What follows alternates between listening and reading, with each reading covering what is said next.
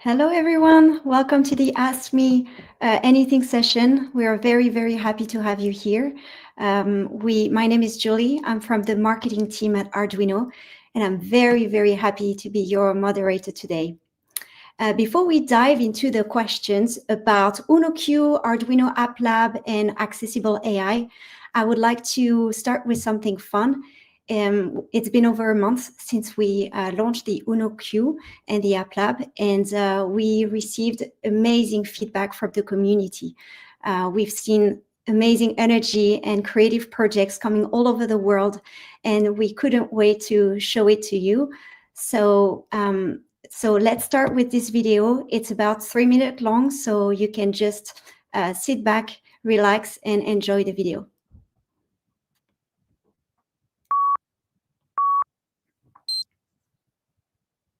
I love retro games.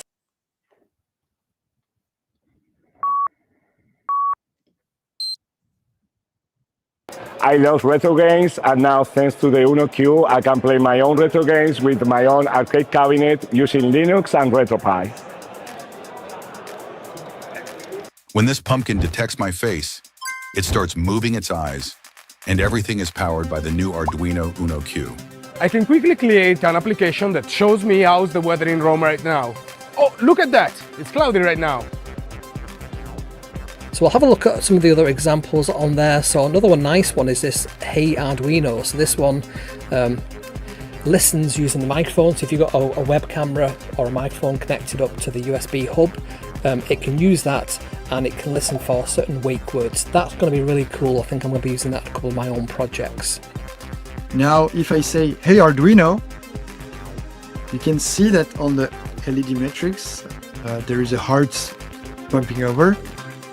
Hey Arduino. And I love UnoQ because the dual brain architecture that allows me to combine real-time motor control and the power of Linux, so I can add AI capabilities to my robots. Here I'm classifying different objects. Check it out. What I'm actually making with the jacket is a piece that can be sound triggered by keyword recognitions with the new features that this Arduino has. This is basically a weather station. What you'll see in our demo today is an industrial-ready application, a smart fixture actually, performing quality and presence checks on an automotive interior plastic component. We integrated 2 custom models into this racing set, one for crash detection on the Nikola Sense, and the other on the UnoQ is doing object tracking as the cars move around the track. So what could I build for that? Yes, it's a car. So now it's time to go for a drive.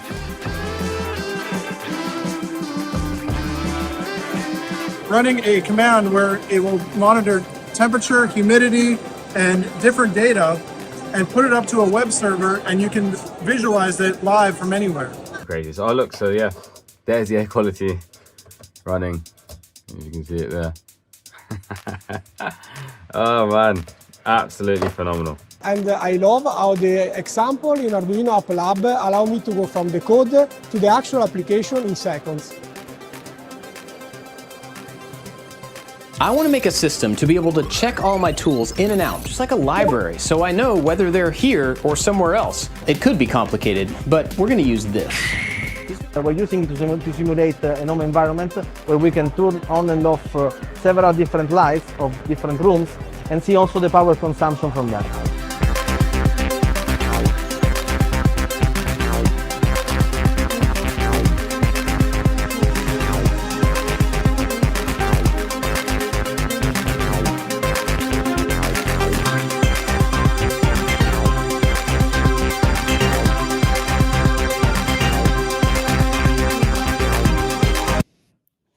Wow, amazing work from the community. Well done, everyone. This has been crazy. So much creativity here. So speaking about the community, we've been listening very closely to your questions, your feedback, and we're ready to answer them. Anything about open source, the future of Arduino, technical details about UnoQ and AppLab, and accessible AI, we're here to answer them. And for that, I'm bringing on stage all our speakers for today. Hello, hello. Hello. Hi, everyone. Hello, everyone. Hello. To have you all. Hi. So I'll introduce you. I'll start with Andrea Riqueta. Hi, Andrea. He's principal product evangelist, and he's the voice of the community. He's been the voice of the community at Arduino for over 1 decade. So great to have you, Andrea. Next is Adam Benzion from Qualcomm. Hi, Adam. Hey. So Adam is a founder of Hackster, an entrepreneur, a former SVP at Edge Impulse, and he's now driving developer growth at Qualcomm. Everyone. Great to have you, Adam. Next is Rami Moreau. He's senior engineer at Qualcomm, and he's worked across many projects, including 5G, IoT, and AI. And he even mentors high school students in their robotics journey. So great to have you, Rami. Hi everyone. And next is Erwan Goryu. He's a principal software engineer at ST Microelectronics, and he's a long-time Zephyr maintainer and contributor. So Erwan, thanks for coming. Hi there. Hey. And finally, Louis Moreau, who is the head of developer relations at Edge Impulse. Louis has been working on how UnoQ and Edge Impulse can make AI accessible and experimentation accessible for all. So great to have you, Louis. Hello, everyone. And by the way, Louis, you were featured in that video showing us the heart pumping over demo on the UnoQ. So how does it feel like seeing the rest of the community getting all hands-on?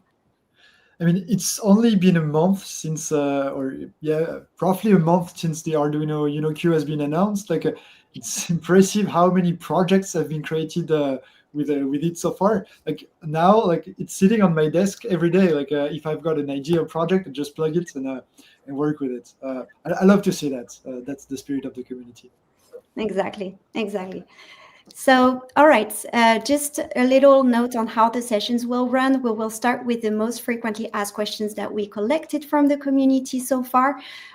So they're kind of grouped by topics, and then it's about for 20 minutes. And afterwards, we'll open it to all the questions from you who are watching us.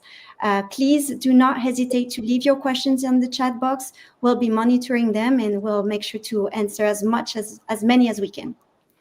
All right, let's get started. So the first question I have is about the single board comparison. So in the community, we've seen many users, looking at the UnoQ and comparing it with other single board computers, which makes sense because there are so many in the market. Now I want to ask Andrea, what makes the UnoQ stand out in such a crowded place? Super question. I would say that the first time that I put my hands on the UnoQ, the first reaction and the first thing that I thought, wow, this board is really borderless, meaning that it's not about the hardware itself. It's not just the hardware that is super great. It can do a lot of things.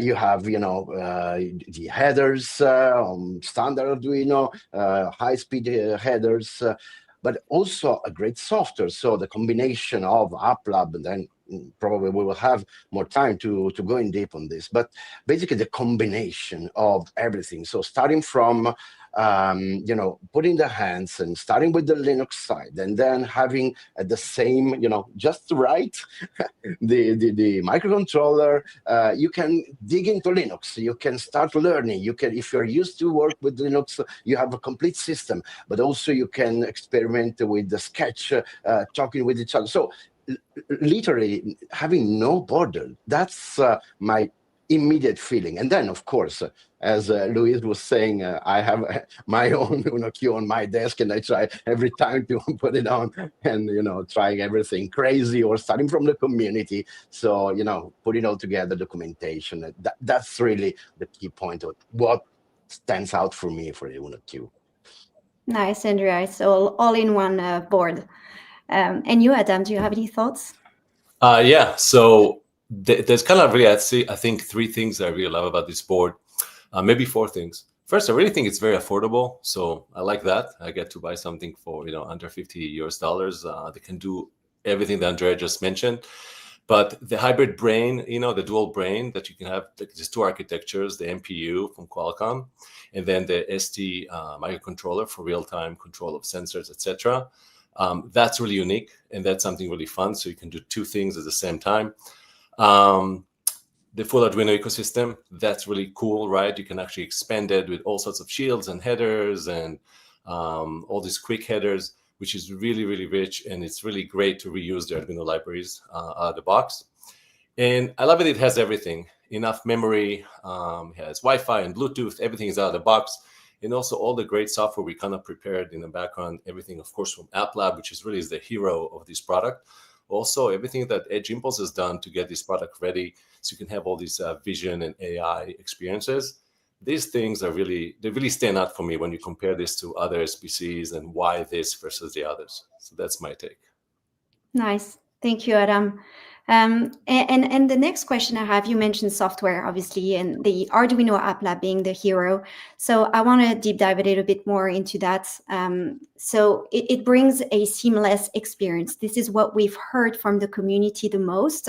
That you basically provision your board and you get directed to the App Lab straight away, and you can start really developing your project. So Rami, can you tell us a little bit more about what's behind the scene on the Arduino App Lab, especially from a bridge system standpoint between Arduino and Linux? Yeah, I'm happy to. I think this board is truly unique in the sense of this bridge that everyone keeps talking about. The idea is to be able to talk between the SBC and the microcontroller in a very, very intuitive way. That way, like whether you're a beginner or a new user, you can experience new things and bridge kind of two worlds together. And a great example of that is actually Louis' work with Edge Impulse. Louis? Yeah, Louis, please feel free to. Yeah, well, for me, what astonished me is like when you get the board, you open the App Lab, you plug it, like it's detected. It's like the connection way. I made a video on that, like I think a few weeks ago. Yeah, you shared a snippet of that video. Just like within minutes, you can get started and run a project, and then you can go further and develop your own AI models. We might come back to that in a minute.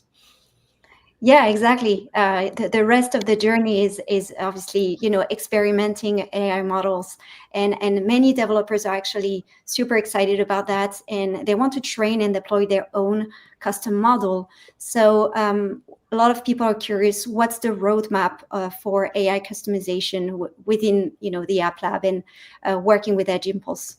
Do you have any thoughts, Louis? Yeah, so at the moment, well, it's completely feasible. Like I've done that and I've shown that in the video. So you can get a model from Edge Impulse, and obviously I will advocate for Edge Impulse and run it seamlessly on the App Lab. So at the moment, it still requires like 2 manual steps where you need to change like a config file. That being said, Edge Impulse team and Arduino's team are working closely to make that experience way more efficient. With just retrieving from the App Lab all your projects, and then within a click of a button, you can run it. But it does not stop. Well, this is not it. You can also run like a Python program directly on the OS, and this makes it truly powerful. So if you're familiar with all your Jupyter notebook, you do your own optimization, you compile your model with TF-Lite or some even executorch, you can run that directly without the App Lab. So I think this board for me is great because it has a multi-purpose, and you can do basically whatever you want. Yeah, exactly. And speaking about the Uno Q, I wanted to just follow up on the MCU part, of the Uno board, the Uno Q. Erwan, can you walk us through the MCU components and explain, the kind of capabilities that it can really bring to many projects?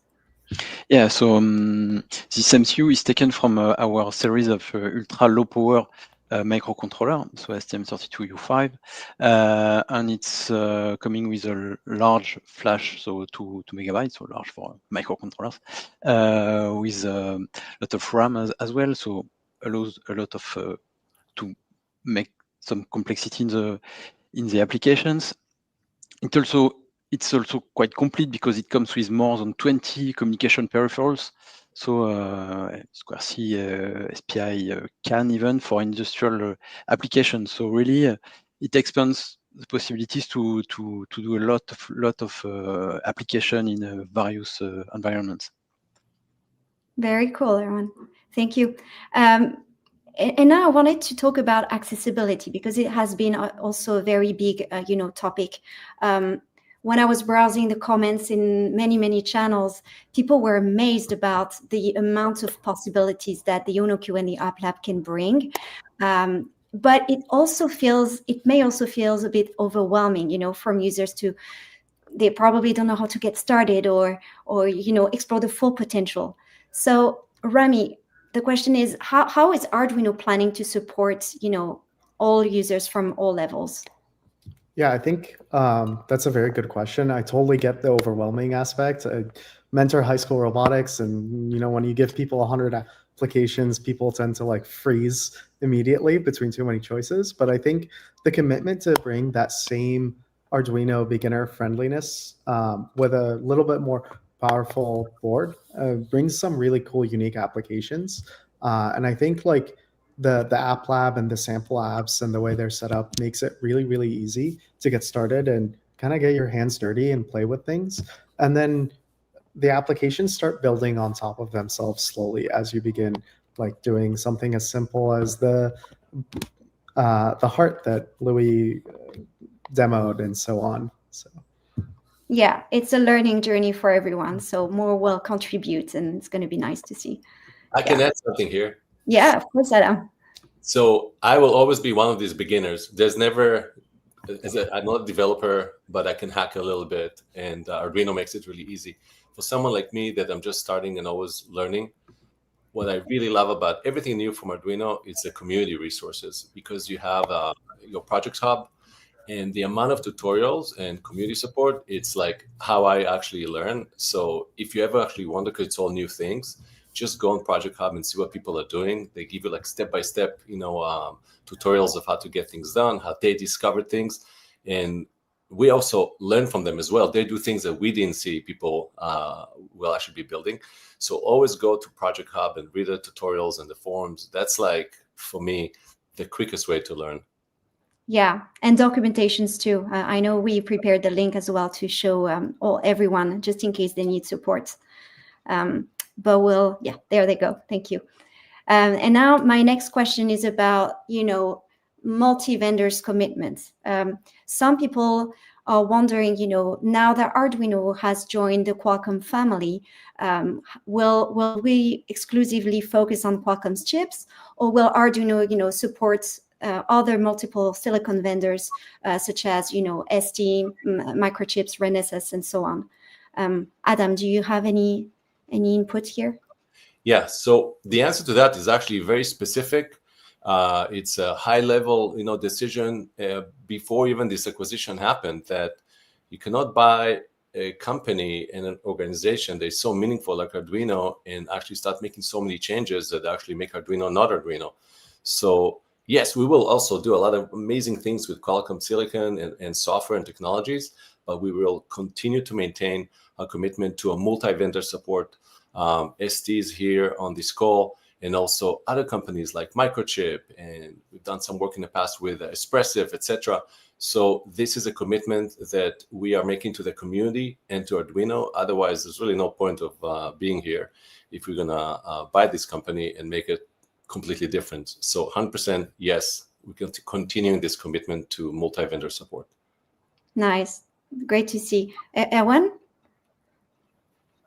You're on mute. Mike. Yeah, so indeed, I think that the UnoQ is a perfect example of this continuous collaboration with vendor, as it was used to do, as we can see, because at least on ST side, we have a long history of working with Arduino, and we can just see that there is a continuation on this, and so we'll talk about it a bit later, but also the use of Zephyr just opening the way to a lot of possibilities in terms of vendors and so on. So I think this is just the continuity, actually. Yeah. And speaking of continuity, there was another question that is quite similar to this one, which is, people are wondering, the future of Arduino's hardware direction, and will Arduino continue developing its traditional line of products? So, Andrea, what do you think? Yes, sure. Yeah, sure. Exactly as you said, it's a continuum of the last question. But yes, totally. This is a new chapter, right? So instead of saying, "Hey," as I see in the community, this is the end or whatever, this is a new chapter. So we are continuing to grow up and build our great set of boards, and on top of that, we will have the strength and the power that comes from Qualcomm. So combining will be a great journey. So by the way, we just released a board some days ago that was not, it was the Nesso. So it's proving that we are doing the right way. We are doing the same. So no changes, and we'll continue to grow up everything, starting from the boards up to accessories, shields, and so on. Very cool, Andrea. That's exciting. And I want to touch upon a really big topic as well from the community, probably the biggest one that we've seen. It's about open source. So a lot of people have been very excited following the announcement. We saw also a bit of concern from users. And the question is, will Arduino truly stay open source and community driven in the future? So Adam, question is for you. Great. Again, this is something that comes from the top. This kind of conversations also happen when you actually buy a company like Arduino. It's such a big deal, and all of us that have used Arduino and Arduino for so long now, you don't buy a company like Arduino and then you say, oh, now it's going to be a closed source company. So you might as well actually not buy the company. And in fact, the GM, the VP, who's really is our sponsor of this great really merger of two companies, he even said something last week to all of us. He said, we didn't buy Arduino because we want to change Arduino to turn it into Qualcomm. We bought Arduino to change Qualcomm to be more like Arduino. So 100% commitment to open source, and for everything they've done, the ethos of the community will be maintained. As you guys saw, actually a couple of days after releasing Uno Q, the Gerber files were released as well. So that will be maintained. And again, I know that sometimes people have mistrust in large companies, but sometimes you have to see how we act before you judge. But that is 100% the direction, and that's what we're going to do. Yeah, thank you. Yeah, I'm sure the community now is getting reassured. Erwan, did you have anything else to add about open source? Yeah, I think that one thing that we can add is that so on Uno Q you have the Arduino core on the MCU, which is running Zephyr under the hood, and so I have some experience in Zephyr, and I can commit that I've seen Arduino engineers having a stronger and stronger implication in Zephyr project, and I saw them preparing this project on. So this is some commitment that has been started already from a long time. And by the way, the Uno Q is upstream in Zephyr already, so you can use it from there as well. Nice, thank you, Erwan. So I will ask the last question, the last big topic, and then we'll open it up to the community. It's about education. So we know education has always been at the heart of Arduino's DNA, and people, may be concerned that Arduino will pivot into more like industrial IoT applications and will leave behind the teachers and the hobbyists. So Rami, since you've been really passionate about this topic, can you tell us more about your thoughts? Yeah, I think one, I want to reiterate what Adam said with Arduino being like Arduino and staying true to their identity. But on top of that, I really want to point out, add some context to some of the things that Qualcomm has been doing in this STEM education field. So one of the big things that Qualcomm has been doing has been supporting education programs. For example, FIRST Robotics for the past 20 years, Qualcomm has been one of the big sponsors. And then on top of that, actually, way prior to the Arduino acquisition, for a number of years now, Qualcomm ran a lab called Think a Bit, which teaches students and teachers on real industry experience, but more towards like STEM education goals. And they actually use Arduinos in that class. And we're excited now to really bridge UnoQ into that sphere and really like push some of Qualcomm's education abilities into the Arduino ecosystem and vice versa. Very good to hear that, Remy. Okay, I think we can just open up to the rest. I can see already lots of questions in the chat, so I will start with number one, which can UnoQ run on ROS 1 and 2? That's a question. Maybe Andrea, you have some input here. Yeah, and that's really news here, because today I was called by my colleague and say, hey, come here and see. And then I saw some kind of weird robot with a LiDAR on top and the UnoQ, and on the screen I was saying, mapping, the room, and he said, and it's running on ROS. So yes, it works, and works really well. So it's really a nice thing that happened this morning, and I saw that really cool. Yeah. Nice. Remy, do you have any? Yeah, I mean, I brought up ROS on the UnoQ. It's really easy. It's a fun experience.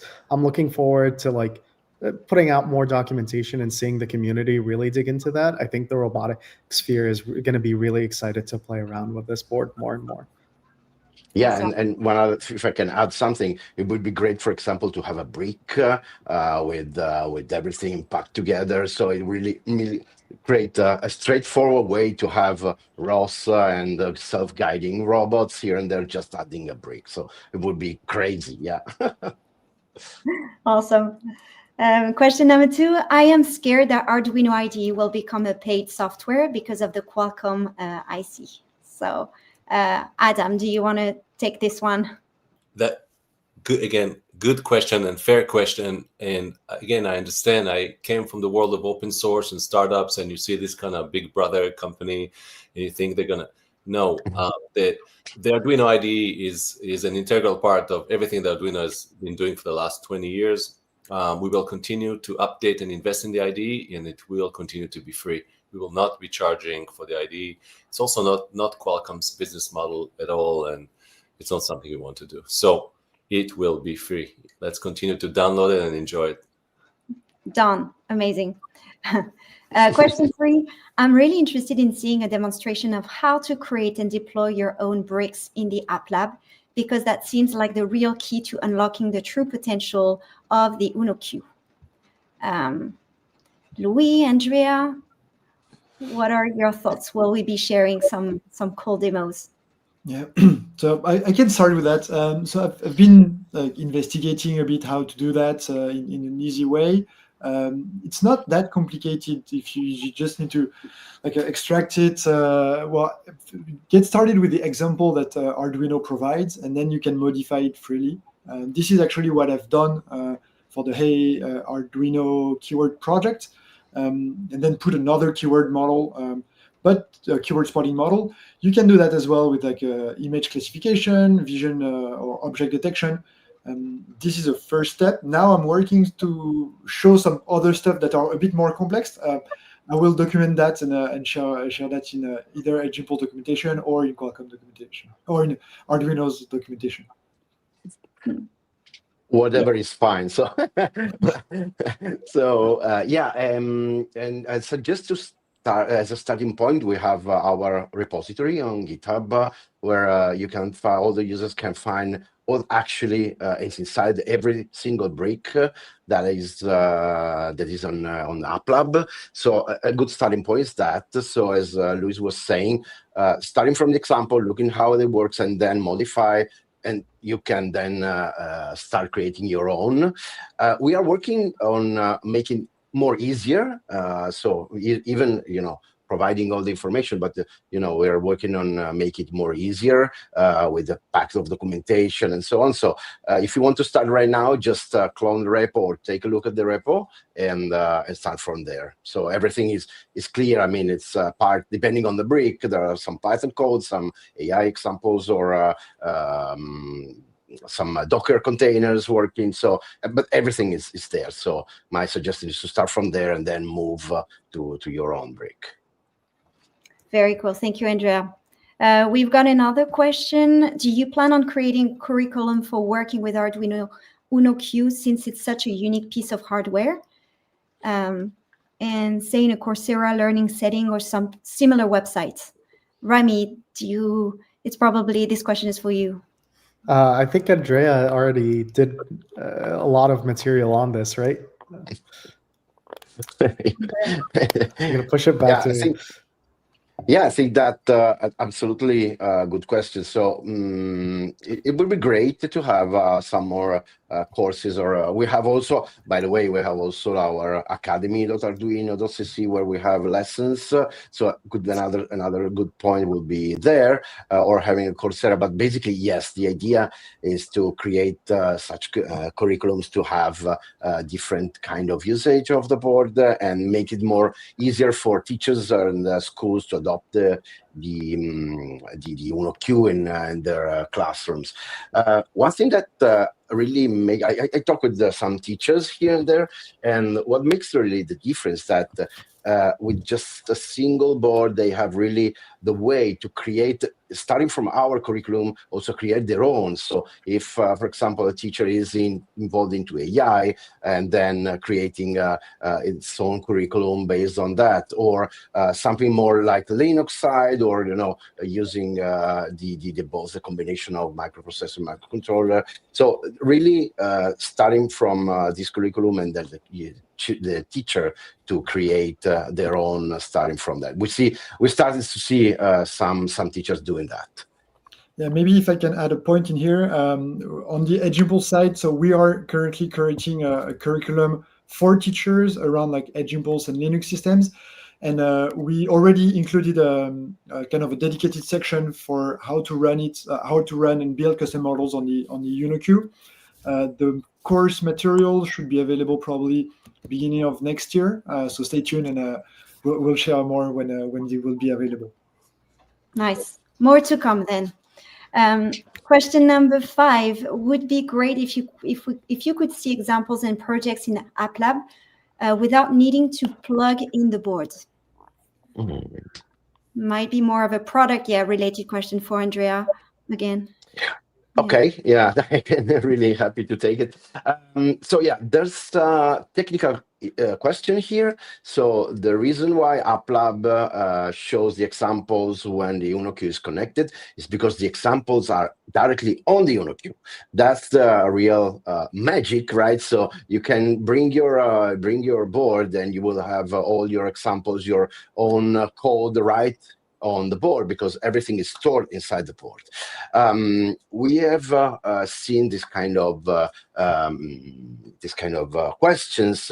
So probably we will take some ideas around that. But basically, the reason why is that the examples and all the software is right on the board. So AppLab is just somehow showing what is actually on the board and not on the laptop. That's that. But if you use in a single board computer mode, you will see everything right there. Nice, thank you, Andrea. Another question is it possible to power down the CPU for power saving purposes and have the MCU wake it up when needed? The goal is to achieve a deep sleep mode where the board draws only a few microamps. Andrea, Rami, do you want to take this one? Rami, go first now. Yeah, I can take this one. I think there are definitely methods of doing this. I think I'm really interested in like a more concrete example, and I'm personally working on that example currently because I think this is a really cool use case. But yeah, if somebody has beat me to it in the team here, I'm happy to listen to that. Okay. Yeah, I cannot say more than Rami said. That's also fine.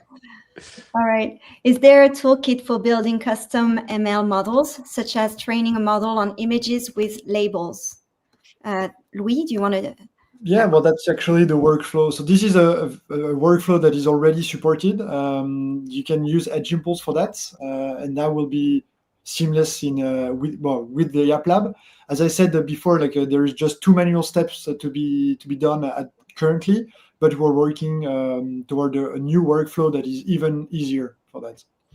So you can go on the Edge Impulse documentation, and we already have a guide to guide you through these steps. Awesome. Yeah, if I can add something on this, because I tried last week. Sorry, but then I shut up. But basically, I was really surprised because I had some models on Edge Impulse that was working on the Nicla Vision, and I just put that and redeployed for the Uno Q and works seamlessly. So it was really, really great. That. Good to know. Thanks. Then I'd like to know more about the Edge Impulse capabilities with Uno Q. Haven't used that before, and any pointers would be helpful. Louis, this one is for you. I think on the pointer side, you can go to Edge Impulse documentation, and I would suggest to start with the tutorials. We've got a bunch of end-to-end tutorials that will guide you through the steps. Either it's how to do gesture recognition, keyword spotting, so something like Alexa, OK Google, image classification. In that case, it's for example, is it a cat or a dog, or other kind of more complex model which can detect objects within an image. It's through bounding box or through centroid. And you can also do some anomaly detection and even visual anomaly detection, where it will point you where is the anomaly in an image. So we've got tutorial for all of them, and this is already supported by the Arduino Uno Q. Very cool. I love how the tutorials are already available, and it's just a matter of going there and going through there. So question 9, can you share the Debian image to use for Flash? When release the 16 gigabytes version? I'm not sure I follow the question here, but we'll display it here. Might be for Louis again. Oh, well, I can say something generic on the Debian. So basically, right now you can download the Debian image through the Flasher tool that we have as a command line tool that can be used to download. And so this is already doable, I would say. And then, by the way, you can also build your own image and adding layers or whatever you need. So I hope that I answered the question. So just let me know. Cool. Thank you, Andrea. And then I'm an experienced embedded developer, and I'd like to use Uno Q to build using Yocto and Zephyr, separate from the Arduino tools. Concerned about the Linux side and building with Yocto, is there a way to use App Foundries to generate a Yocto build that can be built from the command line? Whoa, technical. I can take that, or when, up to you. Go ahead, please. I think App Foundries and Zephyr both have guides out there now that are super detailed and work pretty well. I personally followed the Foundry side and got it up and running, and it was pretty awesome to see Foundry stack on top of the Uno Q as well, which makes it pretty cool to even for newer embedded developers that want to learn those tools as well. Yeah, I don't know if it's exactly the question, but also you can run Zephyr directly on the microcontroller, skipping the Arduino core if you want to make use of the all capabilities offered by Zephyr also. Good to know. Okay, thank you. And then would you suggest Arduino Q to run pure data on the Linux part and manage input-output with the microcontroller part? Also, is the 2 gigabytes enough? Rami, Andrea? I mean, I think that's personally, I think that's a specific use case example. Depends on your use case. It depends on what you're trying. looking to do. A lot of people, I think, would agree that input-output on the microcontroller and then kind of the Linux as management. Mostly the microcontroller lets you to run faster or loop times as well. So, and better direct control over the electronics. So yeah, again, it just depends on the use case. Same answer for the 2 GB being enough. It just depends on what exactly you're trying to do. Yeah, exactly. I think, yeah, if whoever, asked the question, feel free to drop more comments and we can also help and keep discussing that by chat. Would you suggest Arduino Q to run? Sorry, I've already gone through the question. Now, is there any more information available about the high-speed connectors? Andrea? More information about. Okay. So in the datasheet, we have all the I would say pins that are connected to the high-speed connector. So the tube, JMISC, and the JMedia. So starting from there, we have some example on the documentation, and of course I'm pretty sure that when we release some carriers that will leverage, there will be more and more documentation about that. But basically, right now, all the documentation, so the pin out where the pins are routed from microcontroller, microprocessor, are in the datasheet. Yeah. And Andrea, is there any plan to create shields for the high-speed connector pins? Good question. Yes, totally yes. And as a pretending to be a musician, in my spare time, I would love to see some audio and stuff like that connected to the high-speed connector, because there are a lot of stuff there related to audio and also cameras, EP cameras. So yes, totally yes. So I would love to see really soon. Cool. Andrea, I've got another question for you. But any plans for saving projects to the Arduino Cloud so they're not just stored on the board? Okay, saving projects. So right now we have the feature in the standard IDE that basically lets you create the online and offline sketches. Right now, there's a brick that lets you connect the Uno Q to the Arduino Cloud.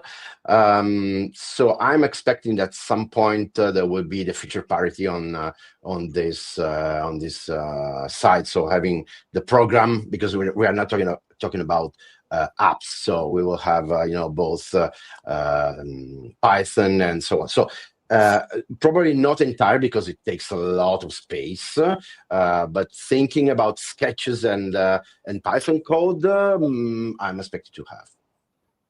Very good. Thank you, Andrea. Next question, is there a way to connect a USB device, for example, a USB webcam, directly to the USB-C connector as host mode without any hub and powering it over VIN or 5E header pin? I mean, you can definitely power the Uno Q through the VIN or the header ports, and you can connect the USB device to the USB-C connector. I'm not sure what the exact reference to host mode here, but yeah. Anyone else wants to weigh in? Yeah, here? basically, I think that he wants to connect the using as a single board computer, probably. I'm guessing, and putting the webcam connected. So I would say yes, but probably needs some more investigation on this. So I don't have the right answer just to say, but yes, yeah. Technically speaking, it to be tried. Yeah, to be tried. I will try. So it's all about experimenting. Yeah. Could we install VNC on Arduino Q so we can connect by another computer? Yeah, well, I actually did it. It's kind of slow. So on my side, I prefer to connect directly through SSH and just access the terminal.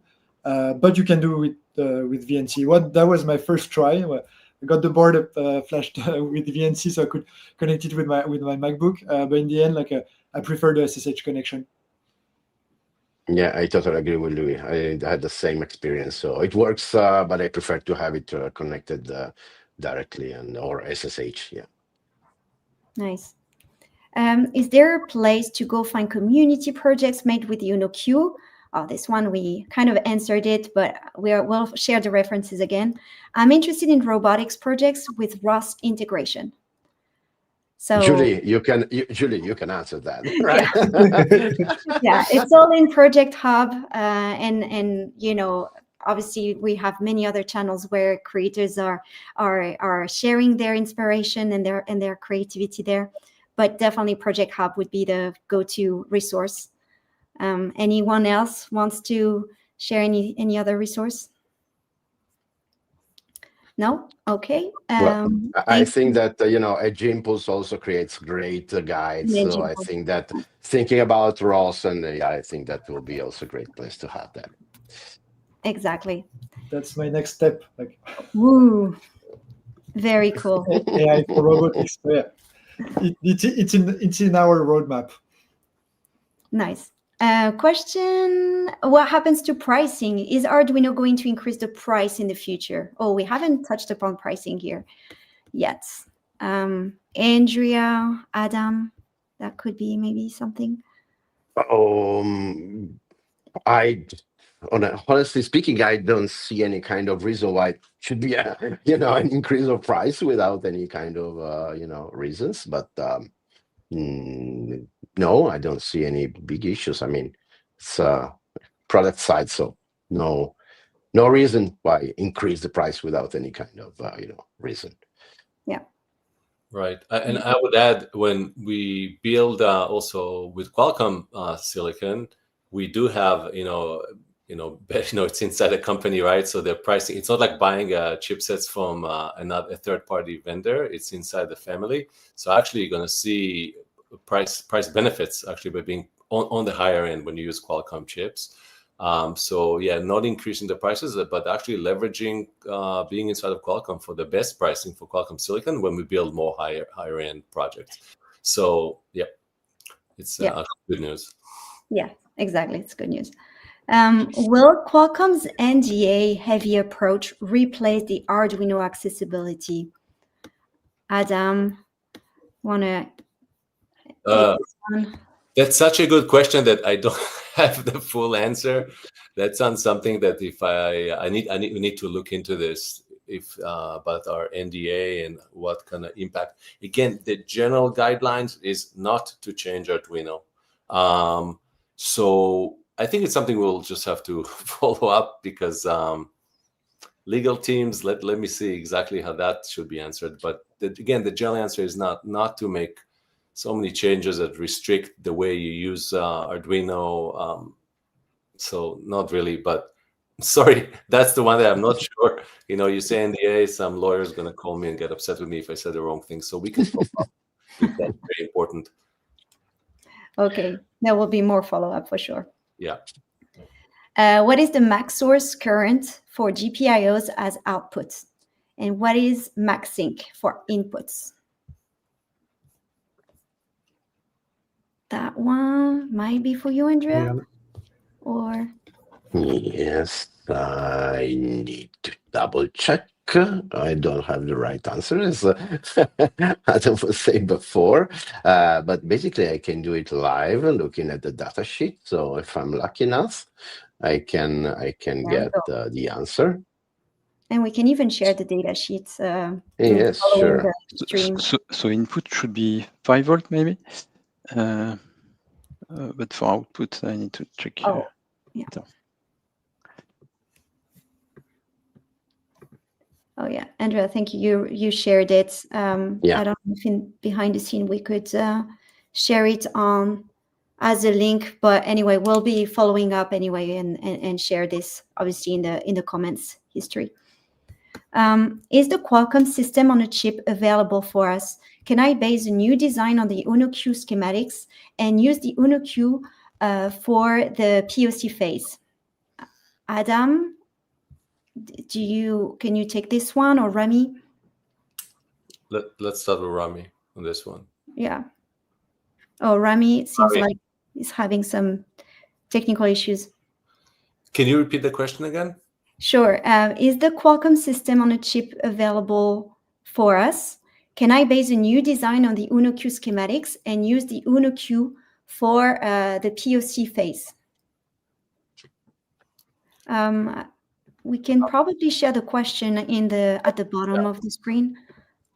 What I understand with this question is the Qualcomm RB, sorry, I can't remember, QRB 2210 available for like the general public if they can purchase it to create a kind of a clone or a question or a system that is based on this chip. Yeah. So, yeah, I would say we should. Yeah, this so Qualcomm sells our chipsets through all the the distribution channels, sell like Aero, etc.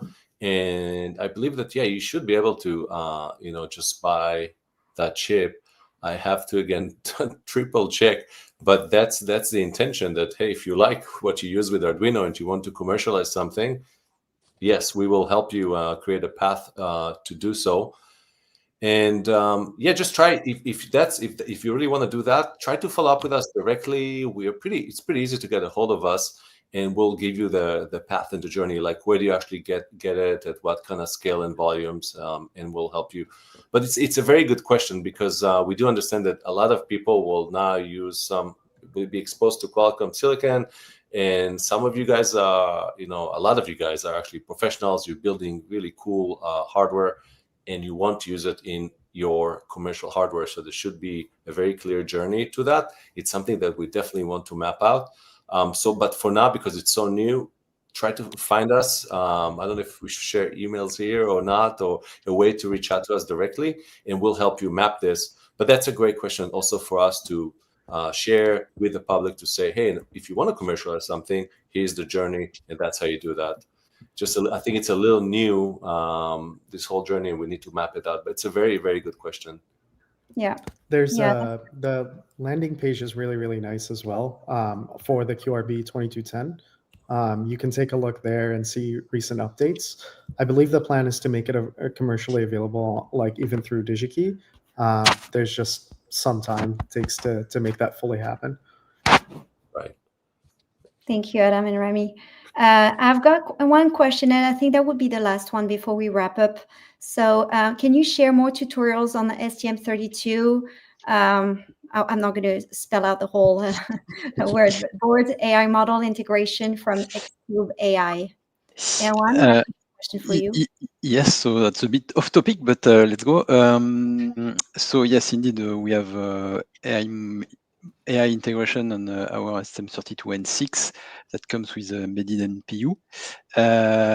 And yes, today we've shared a people detection application running on it, integrated on Zephyr. And we are working on today on integrating hardware acceleration for graphics. And once this is available, yes, we'll have more models available, and we'll be able to use the whole model zoo on Zephyr. Thank you, Erwan. All right. If there are any questions that we may have missed, we'll be sure to answer them later on on YouTube as comments. Thank you so much, everyone, for joining us. Thank you to our speakers, Adam, Louis, Rami, Erwan, and Andrea. That was a really good conversation, and I think all the questions are giving us lots of materials to think about and follow up on. So, and before we wrap, I just wanted to share one upcoming event happening tomorrow. So if you're an Arduino developer or Zephyr developer and you're interested in real-time systems, this session might be super interesting for you. You can scan the QR code and hit the notify me button on YouTube so that you don't miss the event. But I encourage you to watch it. It'll be fun. Really. Don't miss it. Yeah. It will be super cool. Yeah, so don't miss it. With Martino and Leonardo from Arduino talking, so amazing. Yeah. Thanks, everyone, and talk to you soon. Cool. Have a great rest of your day. Thanks, everyone. Thanks. Thank you. Thanks. Bye. Ciao.